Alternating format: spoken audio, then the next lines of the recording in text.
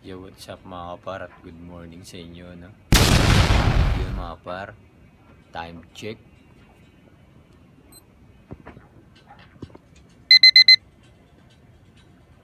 Seven, sakto mga kapar, no?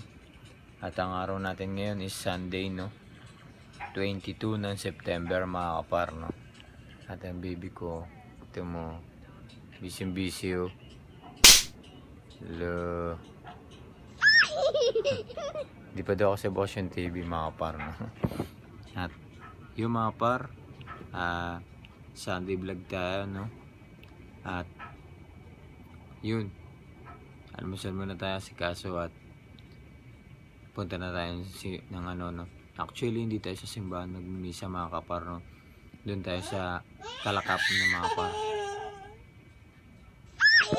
Actually mga kapar, no, hindi tayo doon sa simbahan magmimisa, no? Kasi nag-request yung kapitan namin dito sa ano namin, no, sa lugar namin na doon daw sa bahay nilang misan mga kapar. Malapit lang naman din yun, no? Walking distance lang naman yun sa simbahan mga kapar. At yun, doon tayo Kalakap magmimisa nga pala mga kapar. At yun lang mga kapar, no? At pakita ko nga pala sa inyo yung higaan namin dito sa baba, no? Dito kami natulog, di kami sa kwarto, kung nakikita nyo naman, no? Yan, no?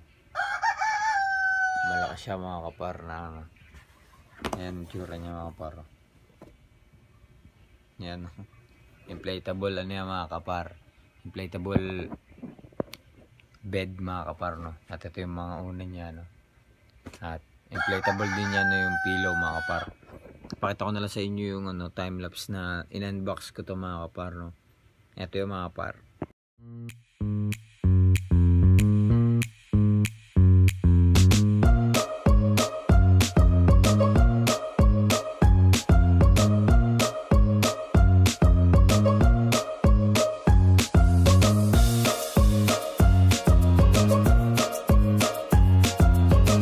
Oh, laki kama baby nana, oh. Dating ng kama baby nana, laki. Talon, talon.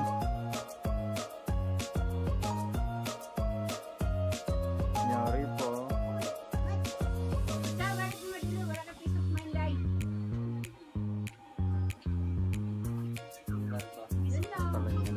Talon, talon.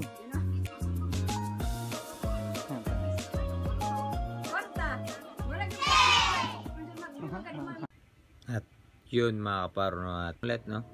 Ilang mga kapar. Yup. Surprise!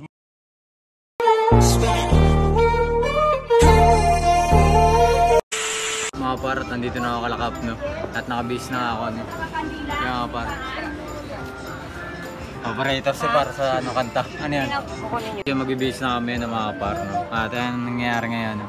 Kaganapan. Hay! Dri! Nandiyo si Kap.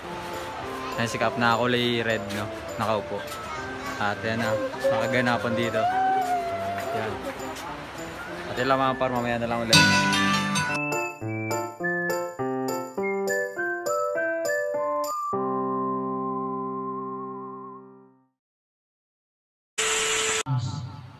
Ang ating banal na misa at kalinsabay ng pasasalamat ng pamilya Llanosa sa pagdiriwang niya ng kanyang kaarawan ngayong araw na ito. Hinihiling ko po sa ating mga kapatid na ipanalangin natin si Kapitan Nestor, bigyan ng lakas at malusog na pangangatawan at maraming birthday pa ang dumating sa kanyang buhay. At sa pagkakataong ito, isama po natin sa ating banal na misa ang ating mga personal na kahilingan sa Diyos, ang preparasyon natin sa paghahanda natin para sa malaganap, masayang kabiyastahan ng Isla Bonita di Paglaom. Magkasama-sama po tayo. Ito po'y pinaghahandaan na ni Kapitan Nestor at ng pastoral ng Simbahang Katolikong Pilipino Kristiyano. Upang tayo maging karapat-dapat sa ating banal na pagdiriwang, alalahanin natin at pagsisihan ang lahat ng ating mga nagawang kasalanan. Inaamin ko sa makapangyarihang Diyos at sa inyo mga kapatid, nalubha ako ng kasala sa isip, sa salita at sa gawa, at sa aking pagkukulang. Kaya isinasamo ko sa mahal na Birheng Maria, sa lahat ng mga anghel at mga banal, at sa inyo mga kapatid, na ako'y panalangin sa Panginoong ating Diyos. Alleluia, Alleluia. Sumainyo ang Panginoon at sumainyo rin ang mabuting balita ng Panginoon ayon kay San Lucas. papuri sa iyo, Panginoon. Noong panahong iyon, sinabi ni Jesus at ang kanyang mga alagad ay nagdaan sa Galilea. Ayaw ni Jesus na malaman ito ng mga tao, sapagkat tinuturuan niya ang kanyang mga alagad. Sinabi niya, ang anak ng tao ay ipagkakanulo at papatayin, ngunit muling mabubuhay sa ikatlong araw. Hindi nila naunawaan ang sinabi niya, ngunit natatakot naman silang magtanong sa kanya. At dumating sila sa Capernaum. Nang sila'y nasa bahay na, tinanong ni Jesus ang kanyang mga alagad, ano ba ang pinagtatalunan ninyo sa daan? Hindi sila kumibo, sapagkat ang pinagtatalunan nila ay kung sino sa kanila ang pinakadakila. Naupo si Jesus, tinawag ang 12 at sinabi, ang sino mang nagnanais maging una ay dapat maging huli sa lahat at maging lingkod ng lahat. Tinawag niya ang isang maliit na bata, pinatayo sa harapan nila. Pagkatapos, kinalong niya ito at sinabi, ang sino mang tumatanggap sa isang maliit na batang tulad nito, alang-alang sa akin, ay tumatanggap sa akin. At sino mang tumatanggap sa akin, hindi ako ang kanyang tinatanggap, kundi ang nagsugo sa akin. Mga minamahal kong kapatid, ang mabuting balita ng ating kaligtasan. Pinupuri ka namin, Panginoong Jesucristo. Maupo muna po tayo. Alam naman po ninyo siguro yung pinagdaanan ng ating mahal na kapatid, si Kapitan Nestor, mga pagsubok sa buhay. Alam natin yung kanyang trabaho. Alam po natin yung kanyang sakripisyo. Alam po ninyo, mahigit kalahati ng buhay ni Paring Nestor dito sa Isla Bonita, inialay na niya.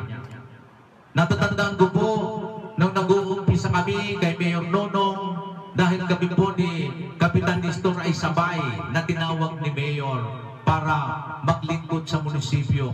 Pero doon po, narinig ko lahat yung mandato ni Attorney Nonong Jose Ricaprente kung ano ang duties and responsibilities ni Kapitan Nestor. Siya po ang may hawak ng peace and order, ng kaayusan ng Isla Bonita. At mula po po, inumpisahan niya na yan hanggang ngayon. Sa kabilang po ng pinagdaanan niya ng sakit at karamdaman, may nawala sa kanya. Hindi po nagbabago ang kanyang serbisyo para sa mga mamamayan ng La Isla Bonita de Salinas. At ito po ay bilang pagsunod niya ng may pagpapakumbaba sa mandato ng alamat ng Rosario, si Mayor Nonong Ricaprente. At ito po naman ay pinanggit ni Mayor Voltaire na sabi niya, Kuyang Father, alam po ninyo, wala po akong babaguhin sa lahat ng inumpisahan ni Daddy. Kung ano po yung inumpisahan ni Mayor Nonong para sa mga mamamayan, yun po ang ipinagpapatuloy niya, walang binago. Si Kapitan Nestor lang po ang nagdadagdag ng iba pang mga dapat nagampanan upang mapaganda ang kalagayan natin dito Isla Bonita. Kapag mayroong anumang pagtitipon dito, siya po muna ang sinasabihan at nag-iisip kung ano ang dapat gawin.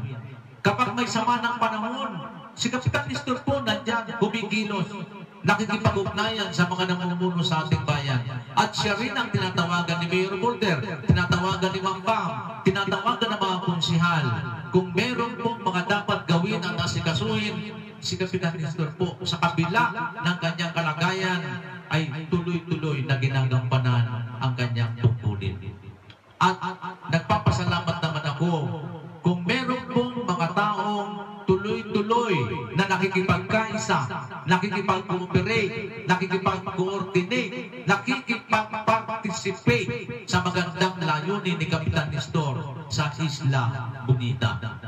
Nakikiusap kami sa pangunguna ni Kapitan Nestor na magkaisa po tayo. Dahil alam po ninyo, tuwing sasapit ang piyesta sa atin, kakaiba po yung celebration ng piyesta dito sa Isla Bonita. Alam po ba ninyo na ang piyesta ng Santo Niño ay second Sunday of January. Minsan second o third. Kaalinisabay po ng piyesta ng Tondo at saka piyesta ng Cebu. Yan po yung Santo Niño. Pero dahil po nang ang Diyos mismo ang gumawa na magkaroon po ng Super Typhoon Yolanda sa Samarat Leyte, sa Tacloban, siguro alam naman po ninyo yung ginawa. Si Kapitan Nestor, binigyan ng mandato ni Mayor, nakipagkaisa sa mga doktor, nakipagkaisa sa Municipal Disaster and Risk Reduction Management ng Bayan ng Rosario para magpadala po ng sasakyan doon sa Villanueva Air Base. May nakasulat doon na nakalagay kung sino man po sa mga kababayan namin biktima ng Super Typhoon Yolanda na hindi nila alam ang kanilang gagawin, wala silang mapuntahan. Sumakay po kayo doon sa sasakyang naghihintay at bibigyan namin kayo ng tahanan. Tingnan po ninyo, kaisa-isang bayan sa lalawigan ng Cavite, ang kumilos lang po si Mayor Nonong upang tulungan yung mga biktima na hindi alam kung saan pupunta. Ang mga biktima ng Super Typhoon na napakaraming kwento, bawat pamilya. May mag-aanak na nawala ang tatay at mga anak. May nawala ang nanay. May nawala ang tatay at nanay, mga anak lang ang natira. Meron namang naubos ang mga anak at mga magulang lang ang natira. Kahapon po, yung ginaspasan ko na bahay dito sa Sikat, yung pong taga-Tacloban na pamilya Taniega na namatay lahat ang kanyang mga anak na siyam, pati ang kanyang asawa, siya lang ang natira. Pero sa tulong matawa ng Panginoon, muli siyang nakabangon. Alam na alam po niya ang istorya din dito sa Isla Bonita na nabigyan ng tahanan dito, pinaasikaso ni Mayor Nonong kay Kapitan Nestor, at yung pong mga dating mga kubo-kubo na temporaryong tinirahan nila ay naging regular na tahanan na po nila. Ilang daang pamilya po yung kinupkup dito. At kung wala ang Nestor Llanosa, paano po magiging tagumpay yung mga kaawa-awang mga kababayan po natin na naging biktima ng Super Typhoon na hindi nila alam kung saan susuling, hindi nila alam kung ano ang gagawin, hindi nila alam kung saan sila pupunta.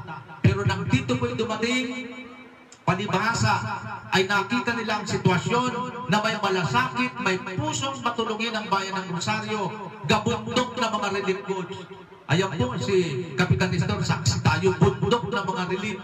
Pagdating dito ng mga biktima ng Super Typhoon, binibigyan agad sila ng tigda-2 kabang bigas, binigyan ng mga damit, pina-check up sa mga doktor, yung may ubo, yung may sipon, yung may sakit. At kung walang ibang mapupuntahan, dito na po sila pinatira. Binigyan dahan-dahan. Anong pamamaraan na ginawa ni Kapitan Nestor doon? Para bawat pamilya mabigyan ng tahanan. Nestor, sabi ni Mayor, makipag-cooperate ka sa EPSA, mabigyan ng kasi hindi pwedeng dito sila dudumi. Dapat merong inidoro, may sarili silang dumihan ng bawat bahay po dito. Kaya noon ang ginawa ni Kapitan Nestor, mga tao niya, ilan po yung mga tao niya na nagsakripisyo at tumulong para maglagay ng mga drum-drum na mga plastik upang gawing puso negro ng bawat tahanan. Mga minamahal kapatid, pasalamat lang tayo at meron pong isang Nestor Llanosa na meron pong taong nagmamalasakit. Ang pakiusap ko naman, sana naman makipag-cooperate tayo, makipagkaisa po tayo, makipag-coordinate po tayo. Lalo na sa tuwing kapiyastahan, hindi papayag si Kapitan Nestor na hindi maayos ang piyesta habang nagsiselebrate tayo. Ang piyesta po natin dito, second Sunday ng November. Kita po naman niya, ang layo. January yung piyesta ng ninyo. Pero bakit isiniselebrate yun? Dahil po nang dumating yung mga taga-Yolanda, yung Santo Niño na kanilang dala, ginawa ni Mayor, nag-usap sila ni Kapitan Nestor at ng mga kababayan po natin. Ipinarada po ang Santo Niñong buhay.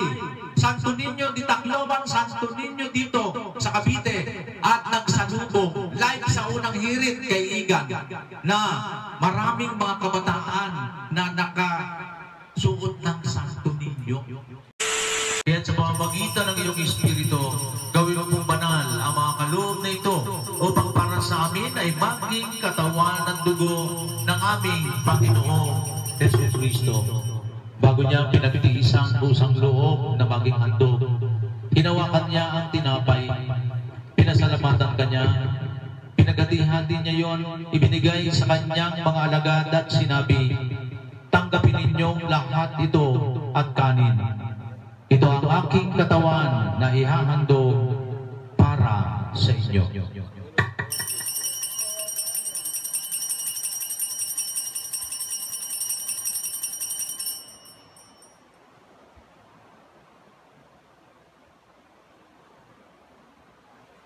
Gayun din naman na matapos ang hapunan, hinawakan niya ang kalis. Muli kanyang pinasalamatan. Inabot niya ang kalis sa kanyang mga alagad at sinabi, tanggapin ninyong lahat ito at inumin. Ito ang kalis ng aking dugo, ng bagong at walang hanggang tipan. Ang aking dugo na ibubuhos para sa inyo at para sa lahat sa ikapagpapatawad ng mga kasalanan. Gawin ninyo ito sa pag-aalaala sa akin.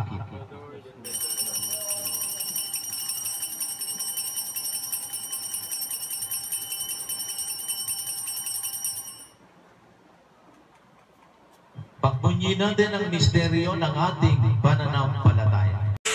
Yung sa mga para tapos sa misa, no? Masasara sa copyright, no? Pansit muna for today's video.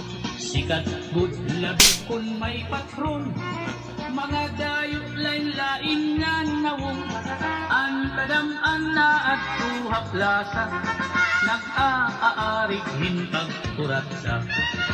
Sikat good ini nga saraya. At sa mga para tapos na ang aming kainan mga par, no? At dito tayo sa dagat sa may tabing dagat, no?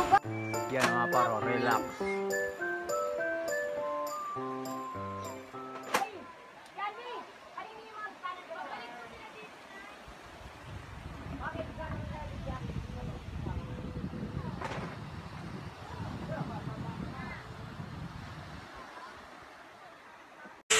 At so yung usap mga para tayo na mga kaparno, bigla na nga dong nag-ano no mga kaparno, nakat yung eksena, yung nire-record ko yung nasa playa mga kaparno, yung nasa ano mga par, nasa dagat, no. Kasi yung cellphone nga mga kaparno, kung mapapanood nyo to, ito tinake ko na nung nagawa na tong ulit yung cellphone, no.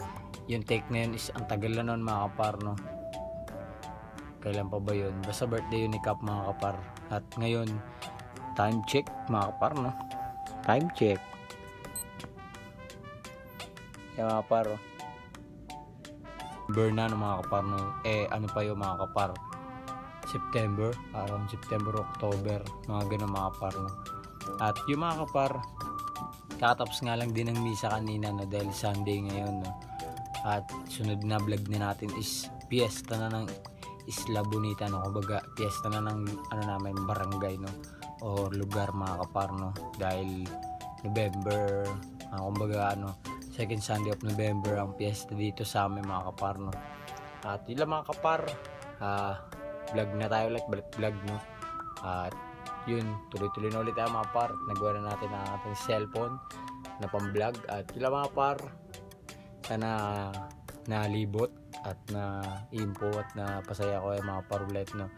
At yung mga par, tagal-tagal din natin din nakapag-upload, no. At yun lang mga par, peace out and peace out. Yep.